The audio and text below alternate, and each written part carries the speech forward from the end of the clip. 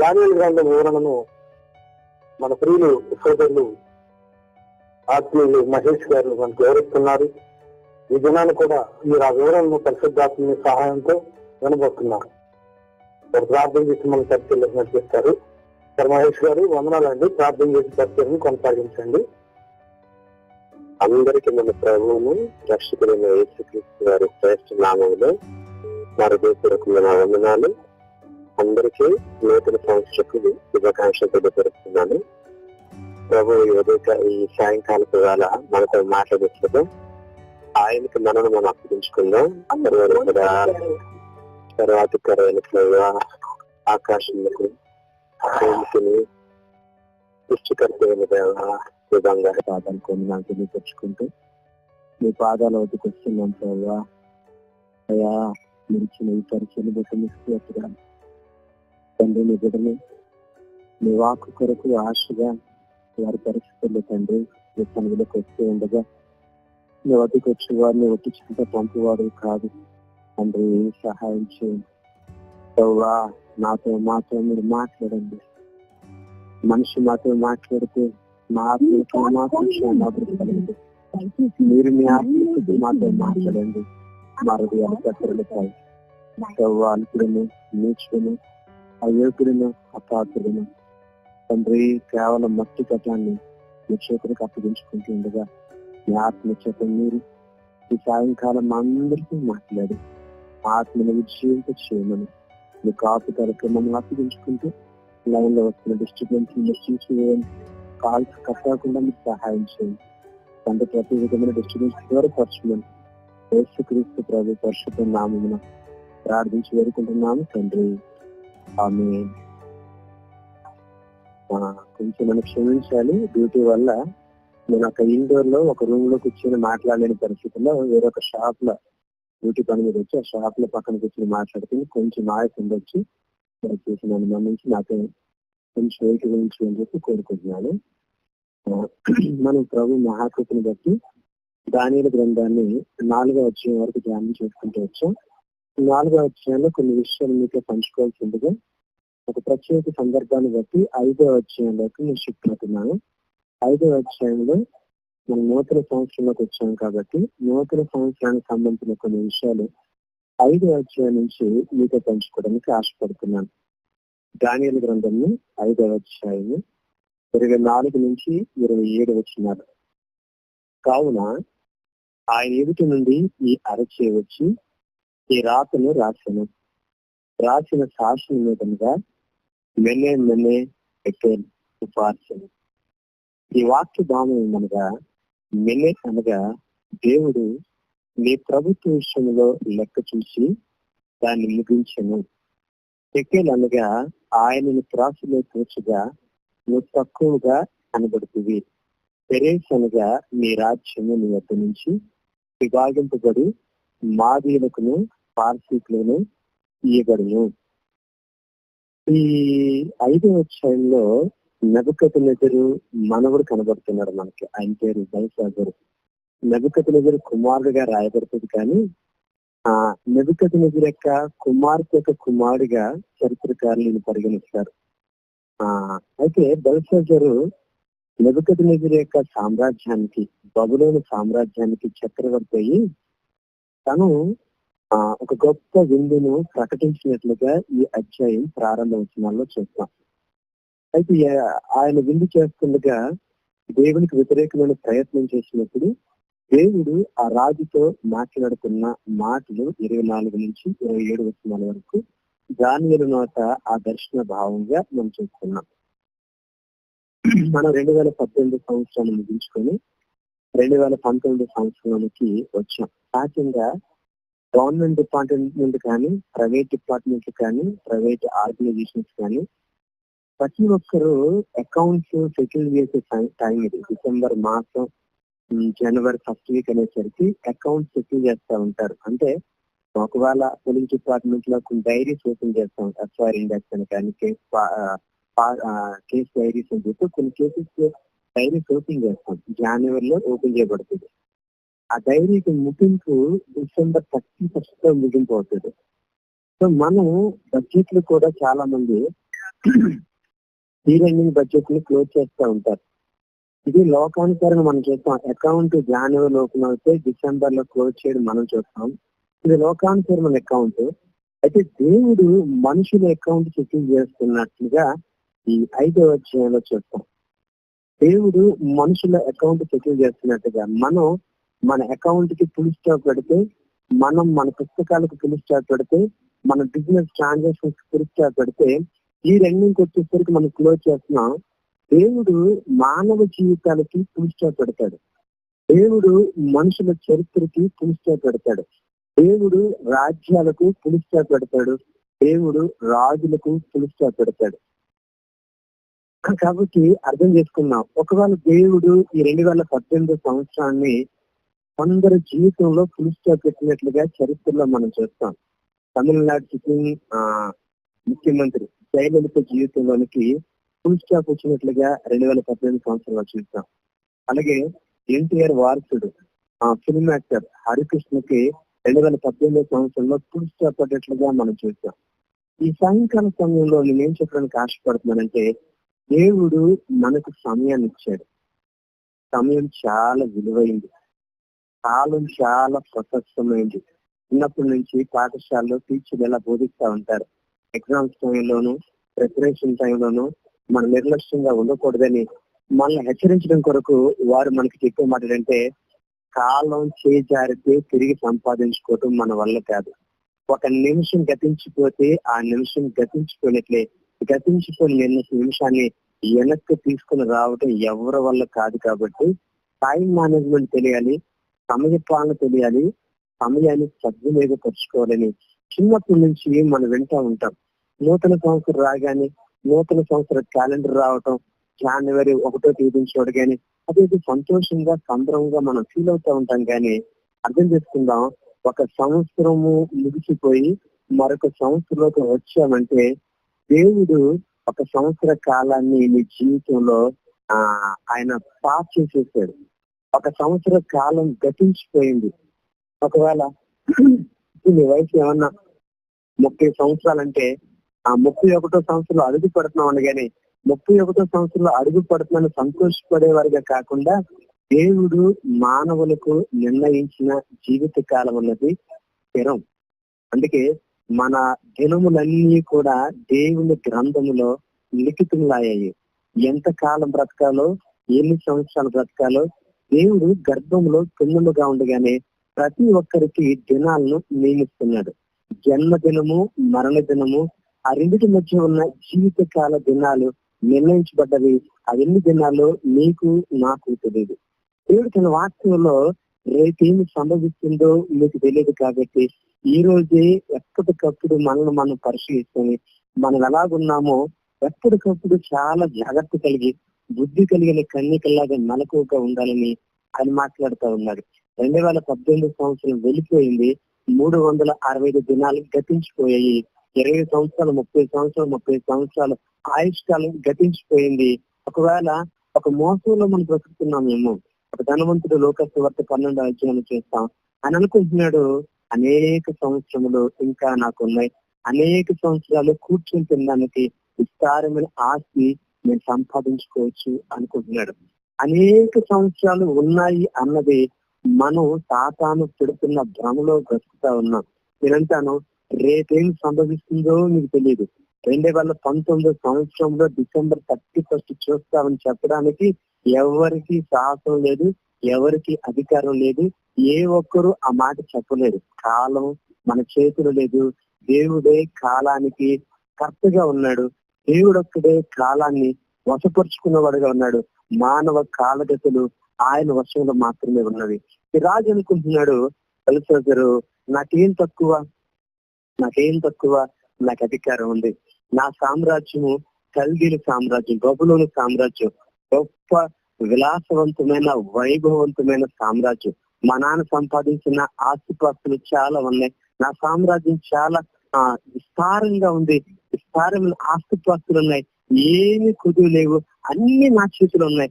Everything is under my control అన్న ఒక తప్పుడు అభిప్రాయంలోను, ఒక మూఢ నమ్మకంలోను, ఒక గుడ్డితనంలోను బెల్షస్సరు ఉండిపోయాడు. బెల్షాజరుకు తెలియదు.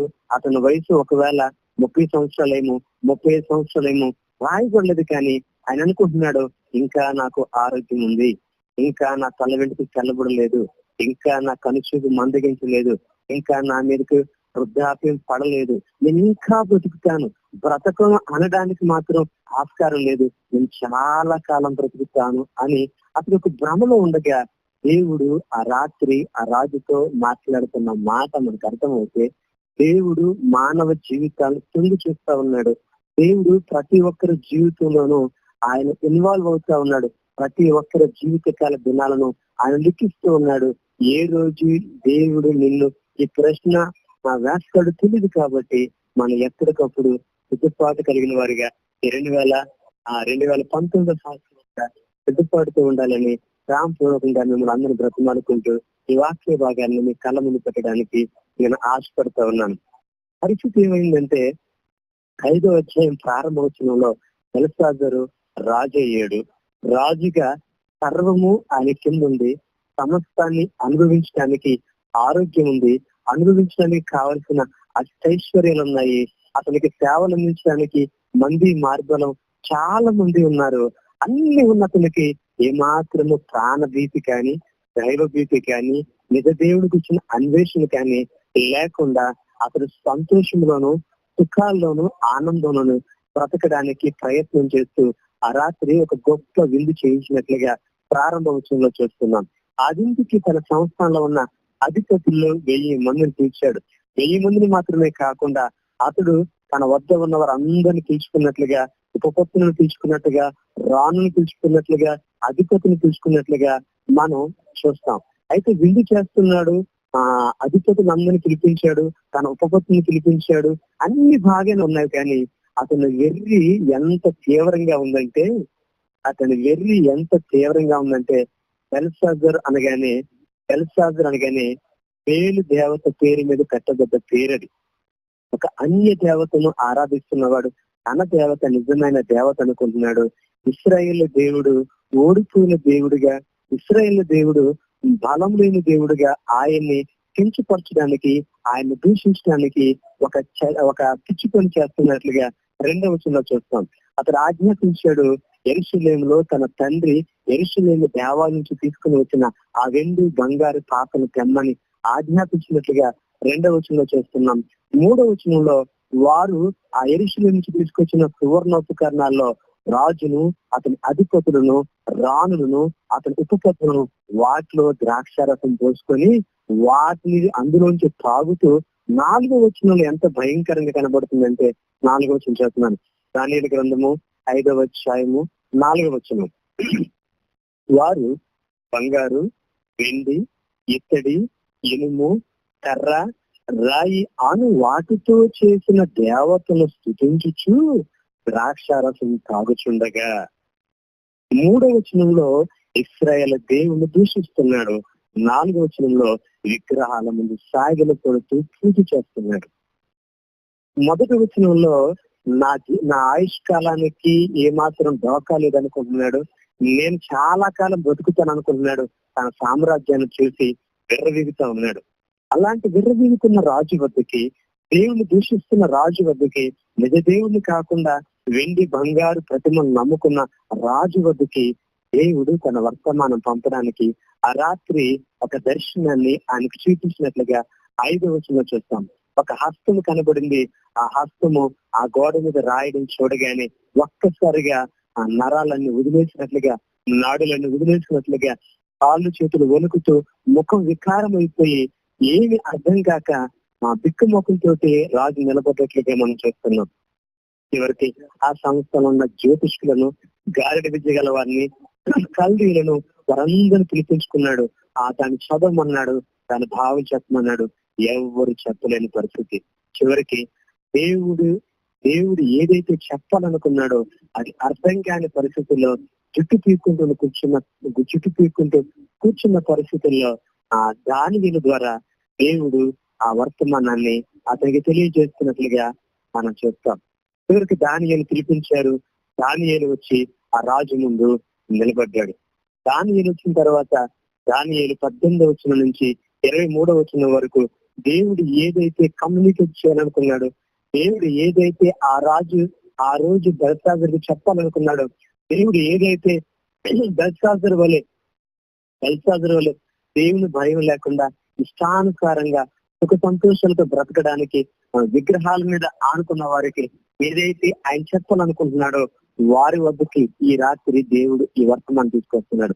18వ వచనం నుంచి మనం 20వ వచనం వరకు చదవగలిగితే అతడు ఏం జరిగిందో ఇలా దానియేలు ద్వారా దేవుడు ఆ దర్శన భావాన్ని వివరిస్తా ఉన్నాడు. రాజా చిత్తగించును, మహోన్నతుడికి దేవుడు మార్గదర్శను, రాజ్యమును, ప్రభావమును, ఘనతను నీ తండ్రి నెబుకద్నెజరుకు ఇచ్చెను.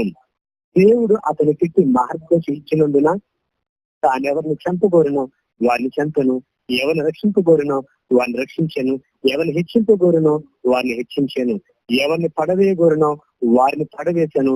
కాబట్టి సకల రాష్ట్రములను, జనులను, ఆయా భాషలు మాట్లాడే వారును అతనికి భయపడుచు అతని ఎదుట వణుకుచు నుండిరి. 20వ వచనం చాలా ప్రాముఖ్యమైనది. అయితే అతడు మనసున అతిశయించి బలాత్కారము చేయుటకును అతని హృదయమును కఠినము చేసుకొనగా దేవుడు అతని ప్రభుత్వము అతని వద్ద నుంచి తీసివేసి అతని ఘనతను పోగొట్టెను. అప్పుడు అతడు మానవుని యొద్ద నుంచి తరమబడి పశువుల వంటి మనసు గలవాడాయను. మహోన్నతుడు దేవుడు మానవుల రాజ్యములలో ఏలుచు ఎవరిని స్థాపించబోరునో వారిని స్థాపించునని అతడు తెలుసుకునే వరకు అతడు అడవి గాడిదల మధ్య నివసించుచు పశువుల వల్లే గడ్డి మేయచ్చు ఆకాశపు మంచు చేత తడిసిన శరీరము గలవాడాయను.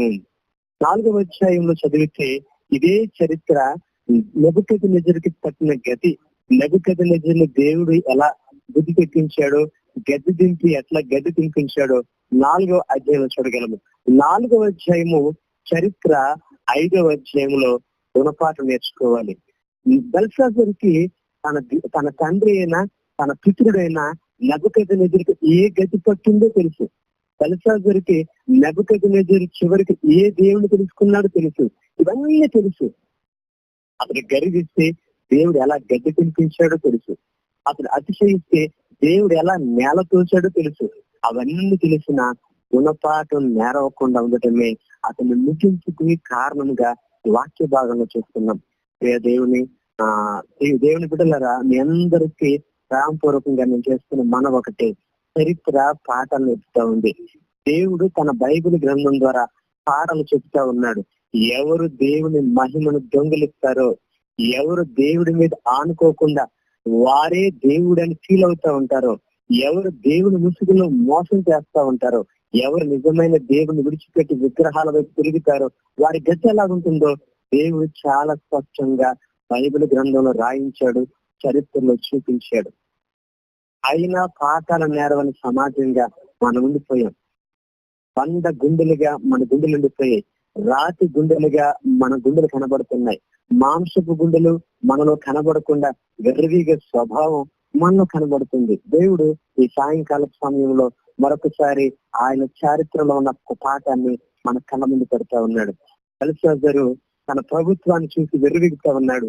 బెల్షాజరు తన ఆరోగ్యం చూసి తన దీర్ఘకాలం బ్రతుకుతాను అనుకుంటున్నాడు. బెల్షాజరు దేవుడితో నాకేం పనిలే అనుకుంటున్నాడు. కానీ ఆ దేవుడు బెల్షాజర్ జీవితంలోకి వచ్చిన తర్వాత బెల్షాజర్కి వేరే దిక్కు లేదు, వేరే మార్గం కనబడటం లేదు. దేవుడు తప్ప అతన్ని విడిపించేవాడు, రక్షించేవాడు ఎవ్వరు లేని పరిస్థితుల్లో బెల్షాజర్ కనబడుతున్నాడు. అందుకే నెబుకద్నెజరు ధైర్యంగా ముందు నిలబడి దానియేలు ఆ బెల్షాజర్ ముందు ధైర్యంగా నిలబడలేదంటున్నాడు. రాజా, నువ్వు పాఠం నేరవడానికి బదులు గుణపాఠం నేరవడానికి బదులు దేవుడి మీద తిరుగుబాటు చేశావు. కాబట్టి దేవుడు నీకు ఒక పాఠం నేర్పాలనుకుంటున్నాడు. నీకు మాత్రమే కాదు, నీ తర్వాత తరాలకు కూడా దేవుడు పాఠం నేర్పాలనుకుంటున్నాడు. అదేంటంటే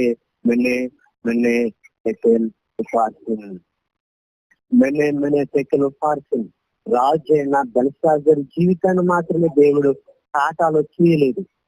రాజైన బెల్షాజర్ జీవితాన్ని మాత్రమే శాస్త్రం చేయలేదు, కానీ ప్రతి ఒక్కరి జీవితాన్ని ఆయన చూసేవాడుగా ఉన్నాడు. ప్రతి ఒక్కరి జీవితాన్ని ఆయన కొలిసేవాడుగా ఉన్నాడు. ప్రతి ఒక్కరి జీవితానికి ఆయన తీర్పు తీర్చేవాడుగా ఉన్నాడు. కాబట్టి అర్థం చేసుకుందాం, అర్థం చేసుకుందాం. 21వ వచనంలో పితరుడికి జరిగిన నెబుకద్నెజరు జరిగిన చరిత్రను చెప్తున్నాడు. 22వ వచనంలో బెల్షాజరు చేసిన తప్పుదాన్ని చెప్తున్నాడు. 22వ వచనం, బెల్షాజరు అతని కుమారుడు ఒక నీవు ఈ సంగతి అంత ఎరిగి ఉండి నీ మనసును అణుచుకొనక పరలోకముందున్న ప్రభువు మీద నిన్ను నీవే హెచ్చించుకుంటేవి. ఎట్లనగా నీవును నీ అధిపతులను నీ రాణులను నీ ఉపపత్నులను దేవుని ఆలయ సంబంధముగు ఉపకరణములో ద్రాక్షారసం పోసి తాగవన్నని వాటిని తెచ్చి ఉంచుకొని వాటితో త్రాగుచు చూడనైనను విననైనను గ్రహించనను చేత కాని వెండి బంగారు ఇత్తడి ఇనుము కర్ర రాయి అనువాటితో చేయబడిన దేవతను స్తుతించుకుని గాని నీ ప్రాణమును నీ సకల మార్గములను ఏ దేవుని వశమున ఉన్నవో ఆయనను నీవు కనపరచలేదు. ఆ మాట చివరి మాట అందులో చేసుకోండి. నీ ప్రాణమును నీ సకల మార్గములను ఏ దేవుని వశమున ఉన్నవో ఆయనను నీవు కనపరచలేదు. ఈ మాట చెప్పడం నాకు ఇష్టం లేదు, కానీ చెప్పాల్సిన పరిస్థితి. దేవుని ఘనపరచడం కొరకు మనం అందరం ఏర్పాటు చేయబడ్డాం.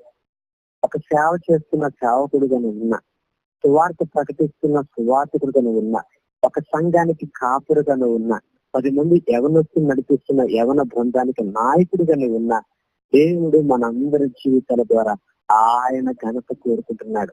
ఆయన్ని ఘనపరచడానికి మాత్రమే మనం అందరము ఆయన చేసిన చేతి పనులు ఉన్నాము. నీ పరిచర్య నీకు ఘనత తీసుకొస్తుందా, దేవుడికి ఘనత తీసుకొస్తుందా?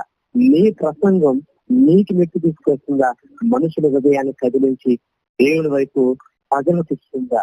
నీవు దేవుడిని చూసి దేవుని యందు విశ్వాసంతో జీవించడానికి ఇష్టపడుతున్నావా, లేకపోతే దేవుని పేరు చెప్పుకొని సొంత సామ్రాజ్యం కట్టుకొని ఆ సామ్రాజ్యం చూసి ఆ సామ్రాజ్యాన్ని బట్టి ఆనందించబడుకుని ఉన్నావా? నువ్వు ఎలాంటి పరిస్థితుల్లో ఉన్నా దేవుడు చెప్పాలనుకున్న పాఠ ఒకటే, నీవు ఆయన్ని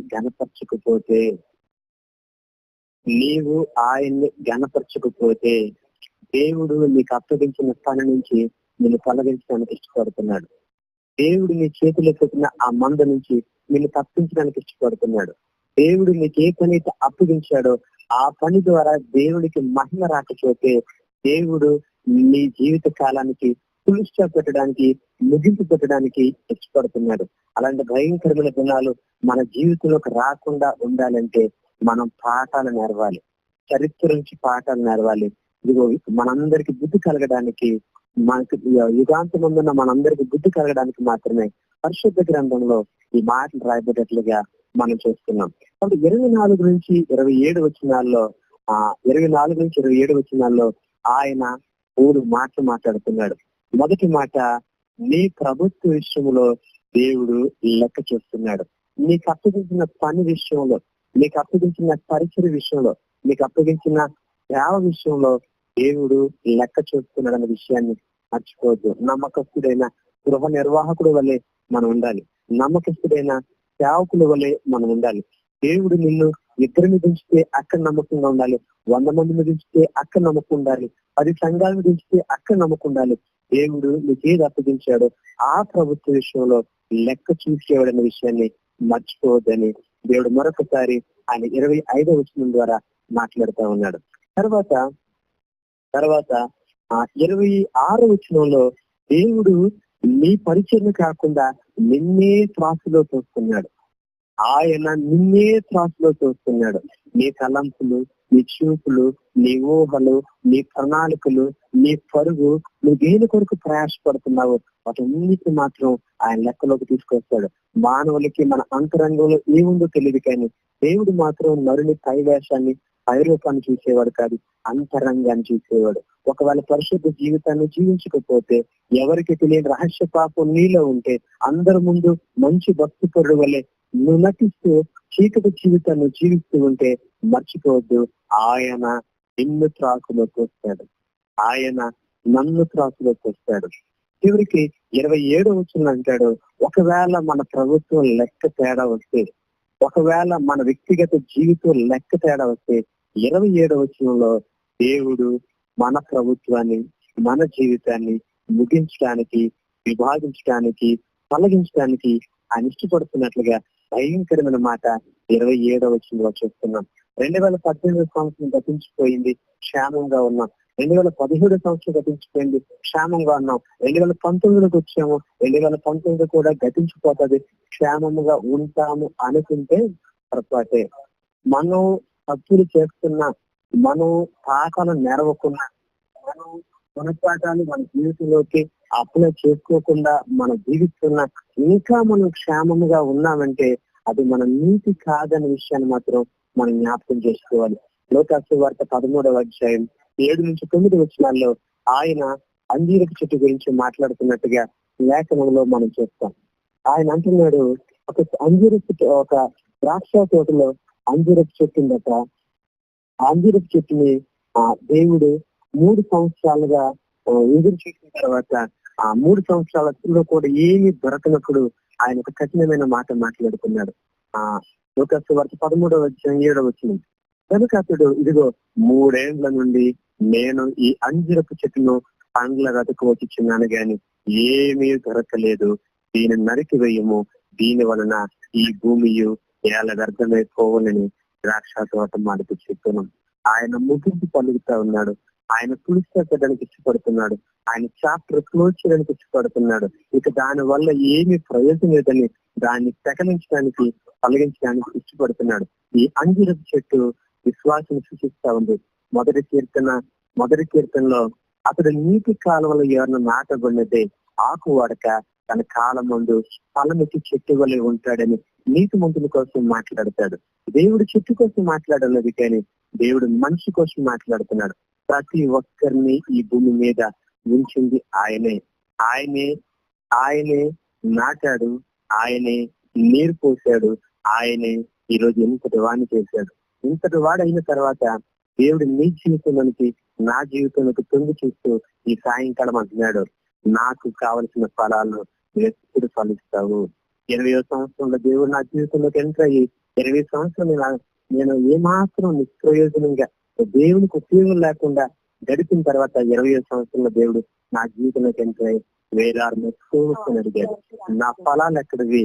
నిన్ను భూమి మీద పుట్టించాను, పెంచి పెద్దవాడిని చేశాను, జ్ఞానవంతుడు అయ్యావు, గ్రాడ్యుయేట్ అయ్యావు, నా కొరకు నువ్వు ఫలిస్తావా అన్నప్పుడు నా జీవితం మీద నాకు అర్థమైంది, నేను ఉద్యోగం చేయడానికి పుట్టించబడలేదు, నేను సంపాదించడానికి పుట్టించబడలేదు, పెద్ద పెద్ద బిల్డింగ్లు కట్టడానికి, ఒక సంతోషాలకు తోచుకోవడానికి సృజింపబడలేదు. కానీ ఒకే ఒక్క ఉద్దేశంతో దేవుడు నన్ను ఈ భూమిలో సృజించాడు.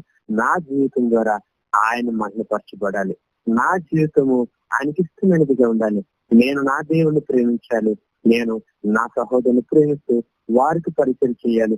ఇది నా జీవిత యొక్క పరమార్థం అని అర్థమైనప్పుడు దేవునికి భయపడి ఆయన ముందు సాగిలపడి, ప్రభు నా యవ్వన కాలపు జీవితాన్ని నీకు అప్పగిస్తున్నాను, దయతో నన్ను వాడుకున్నప్పుడు ప్రభు ఆయన కృప చూపిన ఈ పోలీస్ డిపార్ట్మెంట్ లో ఉంచి ఆయన మహిమ కొరకు వాడుకుంటా ఉన్నాడు. మనందరి జీవితానికి ఆయన ఈ సాయంకాలం ఎంటర్ అయ్యి నాకు రావాల్సిన ఫలాలు ఎక్కడివి, నాకు రావాల్సిన ఫలాలు ఎప్పుడు ఫలిస్తాను అనుకుంటుగా ఒక తీర్మానంతో ఈ 2019 సంవత్సరంలో నా మాటలు, నా క్రియలు, నా ప్రణాళికలు, నా ఆలోచనలు సమస్తము నా దేవునికి మహిమకరంగా ఉండాలి. ఒకవేళ ఆయనకి పనికొచ్చే చెట్టు వల్లే, ఆయన కొరకు ఫలం ఇచ్చే చెట్టు వల్లే లేకపోతే నా దేవుడు నా జీవితాన్ని ముగించడానికి ఆయన సమర్థుడని సత్యాన్ని మాత్రం మనం మర్చిపోకూడదు. 7వ వచనం అంటున్నాడు, 3 ఏండ్ల నుండి 20 సంవత్సరాల నుండి 30 సంవత్సరాల నుండి 40 సంవత్సరాల నుండి నేను ఈ అంజూరపు చెట్టున పండ్ల గదకొచ్చుచున్నాను గాని ఏమీ దొరకట్లేదు, దీనిని నరికివేయము,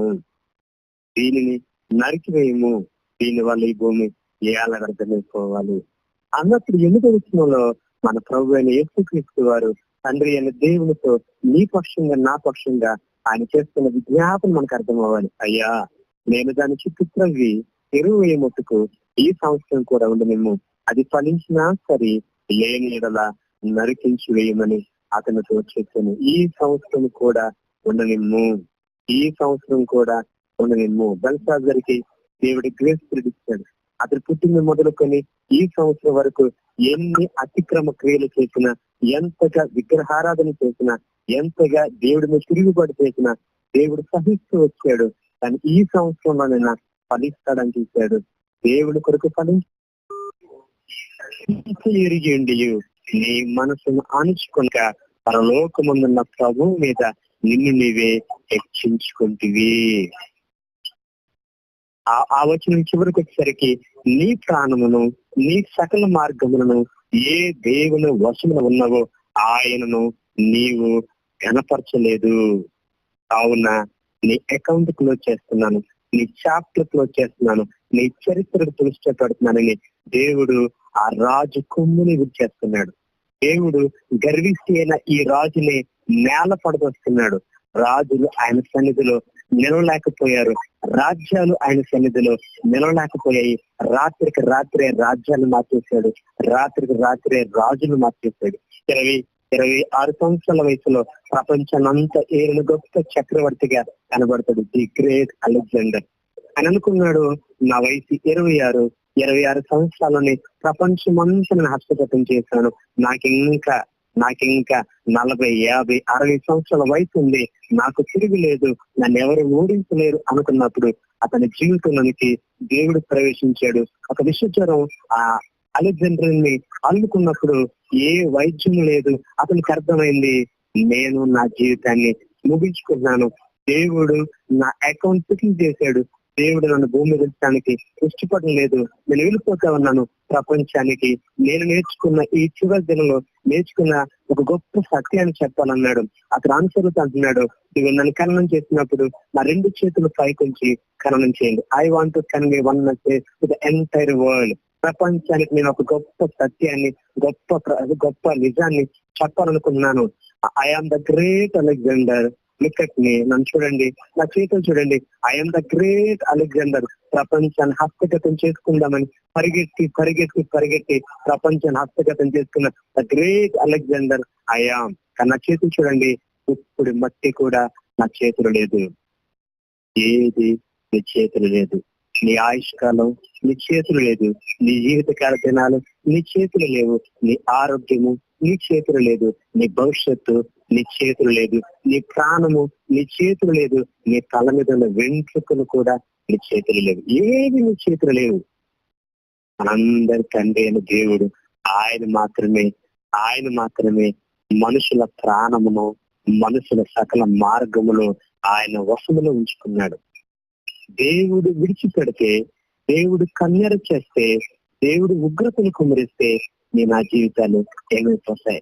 కాబట్టి 2019 సంవత్సరంలో దేవుడు మన ప్రవేశపెట్టాడంటే మన గొప్ప ప్రార్థనా పనులము, గొప్ప నీతి మంత్రులు అనుకుంటే మోస్తున్నట్లే. ఆయన కనికరం, ఆయన కృప, ఆయన దీర్ఘశాంతము, యేసుక్రీస్తు ప్రభు నీ పక్షంగా నా పక్షంగా ఆయన చేస్తున్న మొర. నా కుమారుడు నా కొరకు పరిచయం చేస్తున్నాడు, కానీ అతనిలో ఈ విసుగు వేరుంది, అతనిలో ఈ విసుగు బీజం ఉంది, అతనిలో ఇంకా ఈ పాపం ఉంది, నాకు ఆయాస పుట్టించేది ఫలానా చెడు వ్యసనం అతనిలో ఉంది.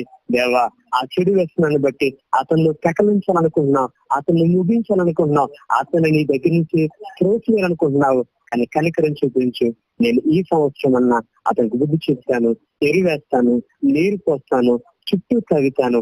ఈ సంవత్సరం ఫలించినా సరే, లేకపోతే పెకిలించి వేయచ్చు, నరికి వేయచ్చు అని ప్రభు నీ పక్షంగా నా పక్షంగా ఆయన చేస్తున్న వల్ల, ఆయన చేస్తున్న విజ్ఞాపన వల్ల మాత్రమే నీవు నేను 2019 సంవత్సరంలో అడిగి పెట్టాం తప్ప మన మెరిట్ అంటే ఏమి లేదని ఒకసారి మీ అందరికీ ప్రేమపూర్వకంగా జ్ఞాపకం చేయడానికి ఇష్టపడతా ఉన్నాను.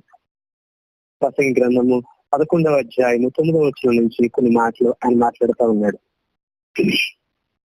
ప్రసంగి గ్రంథము 11వ అధ్యాయము 9వ వచనం నుంచి ఇలా మాట్లాడుతున్నాడు. యవనుడా ఎంకిఫుల్, యవన కాలం 20 నుంచి 40 సంవత్సరాల వరకు మధ్య ఉన్న వయసును అనుభవించే వయసు అంటాం. అనుభవించే వయసు, సాధించే వయసు, తొక్కుపడే వయసు, ఏమైనా చేయాలనుకుంటే ఇది మిడిల్ ఏజ్, ఇది చాలా పొటెన్షియల్ ఏజ్ గా మనం అంటాం. ఏమంటున్నాడు? యవనుడా, నీ యవను ముందు సంతోషపడు, నీ యవన కాలం ముందు నీ హృదయమును సంతుష్టిగా ఉండనిమ్ము, నీ కోరిక చెప్పులను, నీ దృష్టి యొక్క ఇష్టము చెప్పులను ప్రవర్తింపము.